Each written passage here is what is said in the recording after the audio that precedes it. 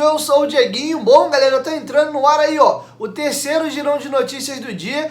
E esse sabadão eu tirei o dia inteiro pra gente discutir sobre o tema SAF. Quem não acompanhou os vídeos do dia, trouxe opiniões aqui do Edmundo, Alexandre Campelo, Levenciano sobre o tema, o que eles acham dessa situação da SAF do Vasco da Gama, trouxe vários pontos importantes. Então você que está um pouco perdido, te recomendo assistir os dois vídeos anteriores, até porque, como eu disse, a gente vai ouvir essa discussão ao longo de toda essa temporada. Inclusive, a diretoria promete aí que no final do mês de fevereiro, que é o mês que vai entrar, ou no meado do mês de março, todos os estudos devem estar prontos e eles já vão estar levando isso para o Conselho Deliberativo. Ou seja, nós estamos aí há 1 mês e meio, se muito 2 meses aí, da discussão já em forma definitiva da SAF no Vasco. Então nós, como torcedores, é importante a gente estar informado daquilo que está ocorrendo no nosso clube. Beleza? Então eu vou trazer para vocês aqui uma dúvida que muita gente tem. O nome já diz, Sociedade Anônima do Futebol. O Vasco vai criar uma empresa e vai desmembrar o futebol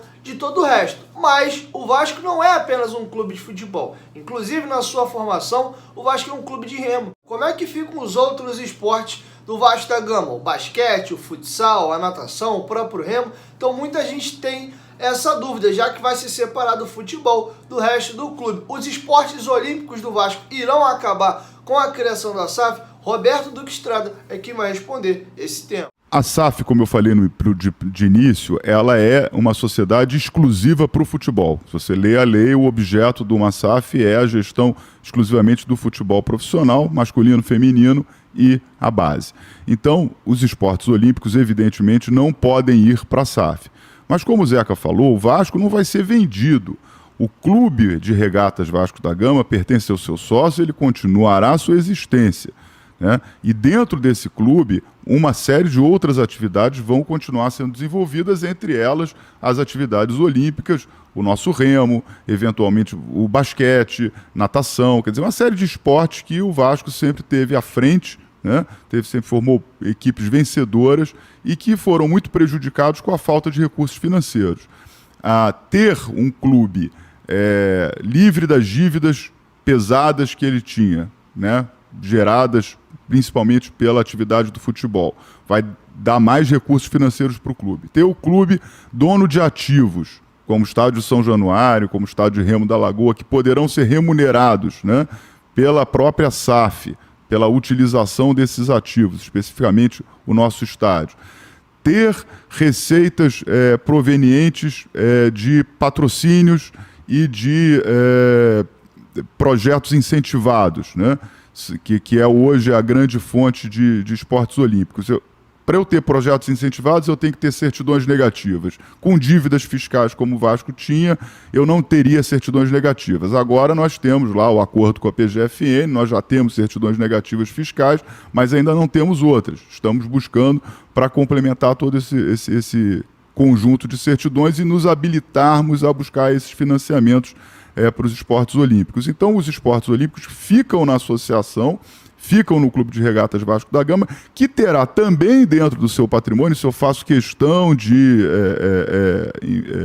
enfatizar, ações representativas do capital da SAF, ações classe A, que é esse tipo de ação que o Zeca referiu, que só são específicas para os clubes, né, que dão uma série de direitos para o clube, portanto ele vai ter uma ingerência na gestão, vai ter uma responsabilidade na gestão da SAF. Então, mais uma vez, esportes olímpicos no clube, futebol dentro da SAF.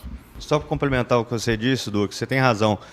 Os esportes olímpicos no mundo inteiro, eles são financiados com recursos incentivados, né? É assim não só no Brasil, mas é assim no mundo inteiro. Você tem incentivos do governo, seja através de loterias ou através de aporte direto, para os esportes olímpicos. Já o futebol, que é um grande negócio, né, que movimenta bilhões de dólares, de euros no mundo inteiro, normalmente é financiado através da iniciativa privada, né? Então, é muito importante fazer essa distinção, porque a partir da constituição de uma SAF, o Clube de Regatas Vasco da Gama passa a concentrar seus esforços, né, na captação de recursos incentivados para financiamento dessas atividades dos esportes olímpicos, e a SAF passa a cuidar do futebol do clube de uma forma profissional, né, a partir de regras de mercado. Bom, um outro tema também muito importante que desperta muita dúvida é: o Vasco tem seus ativos, tem seus patrimônios.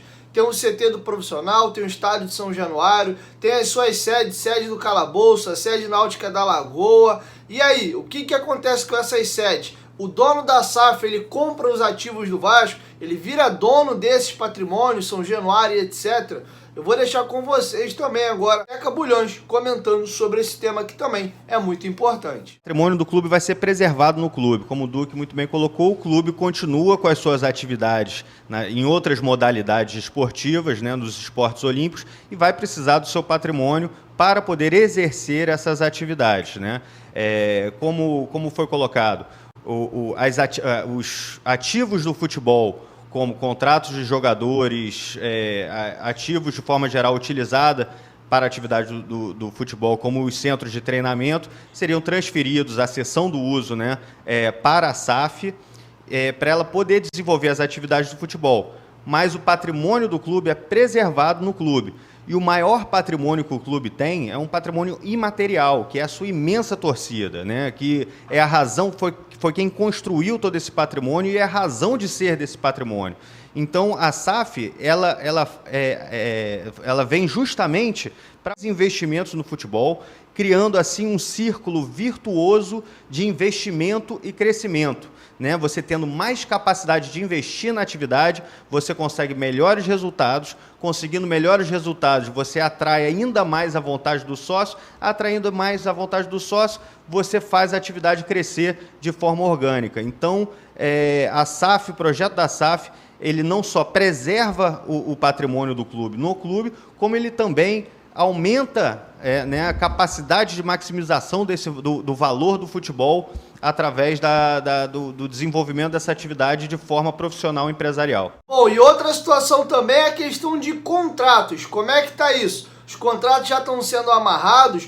Outra situação, Botafogo e Cruzeiro tiveram as suas SAFs agora com modelos diferentes. O Vasco observou alguma coisa que foi feito nesses outros clubes, aprendeu com alguma coisa, está tentando fazer alguma coisa diferente, vai fazer alguma coisa igual? Em que estágio hoje encontra-se essa situação de SAF dentro do Vasco da Gama e mais ou menos em quanto tempo isso deve estar vindo já para o Conselho Deliberativo? Tanto Zeca Bulhões como também Roberto Duque Estrada responderam sobre esse tema. Na verdade, a gente está falando aqui do modelo de constituição da SAF, né? Na verdade, do modelo jurídico, né, de operar o futebol. A gente não está falando de contrato, não está falando de investidor, não está falando nada.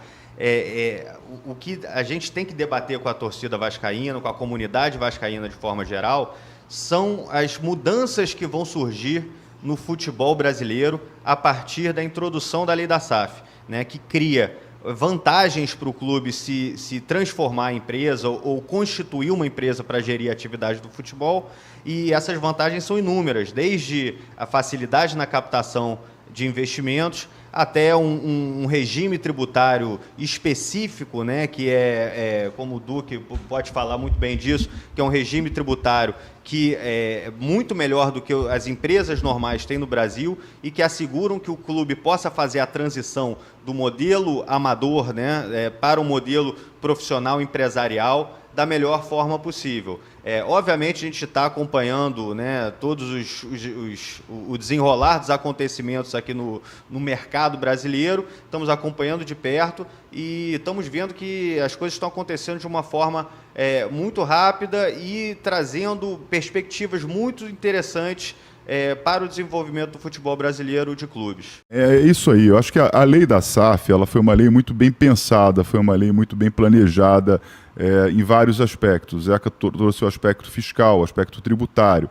Ela tem um regime de recolhimento de impostos que a Sociedade Anônima do Futebol vai ter quase que como um lucro presumido, quer dizer, sobre a receita dela, ela vai aplicar um simples nacional, vai aplicar um percentual para o recolhimento dos impostos por um prazo de 5 anos. Isso vai ganhar um fôlego, vai permitir que a gente tenha um regime específico tributário. Mas o que eu acho importante você ter presente é o seguinte: contratos a gente vai fazer com investidores quando for o momento de fazer algum contrato de investimento. Agora, o Estatuto Social da SAF, quer dizer, a modelagem jurídica disso já está sendo desenhado, nós já temos aí estudos bastante avançados e devemos aí nas próximas semanas estar circulando aí alguma minuta para a gente começar a discutir com os diversos grupos, né, de trabalho que estão sendo formados. Bom, galera, e para finalizar, vou deixar para vocês as considerações finais, tanto do Zeca Bulhões como também de Roberto Duque Estrada, sobre tudo que a gente comentou a respeito de SAF. E aí, quem perdeu foi uma minissériezinha, o sábado inteiro a gente passou falando disso. Assista aí os 3 vídeos do dia, incluindo esse é o terceiro vídeo, e aí você vai poder ter uma opinião um pouco mais bem informada, com os assuntos mastigados, um pouco da minha opinião e também de opiniões de terceiro. Como eu disse para vocês, vocês vão ouvir a opinião do Duque Estrada agora e também do Zeca Bulhões, mas tem aqui ao longo desses 3 vídeos opiniões do Levenciano, do Edmundo e também do ex-presidente Alexandre Campelo. Vou deixar com vocês aí as considerações finais de ambos e eu já vou me despedindo por aqui. E após assistir o vídeo, deixa aqui embaixo nos comentários a sua opinião sobre essa situação toda. É isso.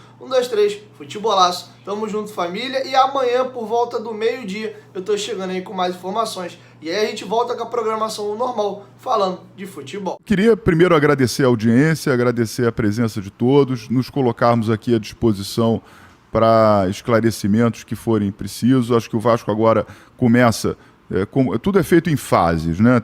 Veio a lei, teve os vetos foram derrubados, nós já estávamos acompanhando desde que a lei apareceu, mas com os vetos a gente não teria interesse em ir em frente, os vetos caíram, nós conversamos com o presidente do Conselho Deliberativo, com o presidente do Conselho de Beneméritos, levamos a eles cartas informando do nosso interesse na constituição de uma SAF e do início de estudos.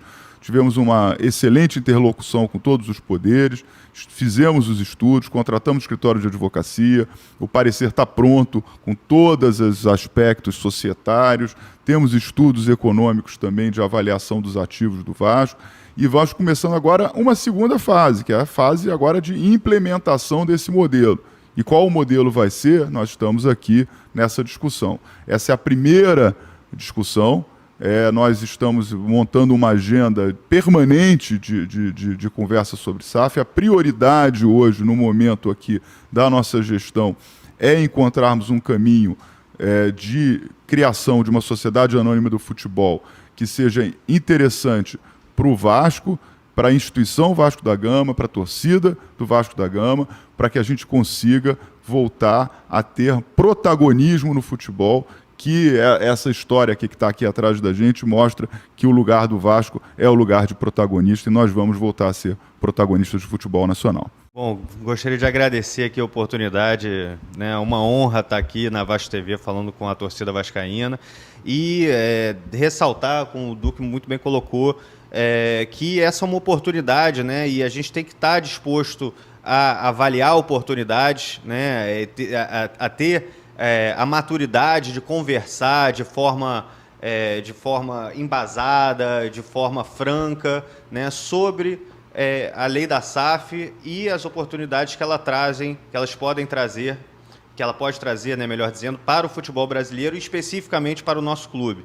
A gente entende que é uma oportunidade muito boa, que a gente tem que avaliar, tem que conversar, tem que amadurecer dentro do nosso clube para poder avançar num futuro que se mostra promissor para o futebol brasileiro de clubes, da melhor forma para o futuro da nossa instituição. Muito obrigado a todos e, como o Duque disse também, estamos sempre abertos aqui a debater, a conversar, a esclarecer dúvidas sobre a SAF e sobre o projeto que a gente apresenta aqui para a torcida. Deixando sempre claro que a palavra final é sempre do sócio.